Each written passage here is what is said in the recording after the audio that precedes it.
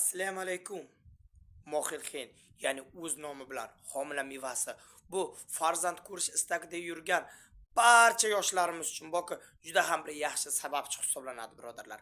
Qarang, buni agarda xotin iste'mol qilganingizda nima jarayonlar yuz beradi bilasizmi?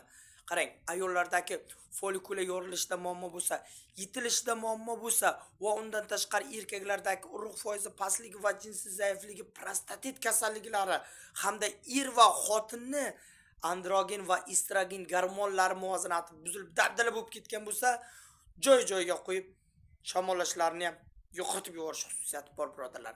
Buni iste'mol qilish tartibi bor yo'g'i ikki xil uslubda, xohlagan uslubingizda qilasiz. Qarang qanday. Birinchi uslub, birodarlar. Bitta dona o'rtachasini maydalaysiz, qirg'ichdan o'tkazib, yaxshilab po'risha darajaga keltirib, teng miqdorda toza asalga aralashtirib, va xotin ertalab 1 choy qoshiq, och qorindan, kechki uxlashdan oldin 1 choy qoshiq 1 oygacha iste'mol qiling. 1 oy dam olib yana 1 oy takrorlasangiz bo'ladi.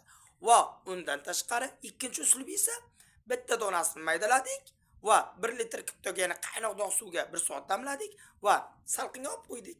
Hamda har kuni ertalab 100-150 gram, kechki 100-150 gram xotin ichib yuradi. Bo'ldi. Buni topish juda ham oson. Ziravorchi, attor, tabiblarda so'rasangiz barchasi topiladi, do'stim. Agarda videorolikimiz ma'qul tushsa, farzand ilinjida yurgan va prostatadagi va ayol va erkak gormonida muammosi bor barcha yaqinlaringizga tarqatib yuborish esdan chiqmasa. Xullas, sog' salomat bo'lasizlar, Allohga omonatsiz. Xayr, o'zingiz va yaqinlaringizni asrang, birodarlar.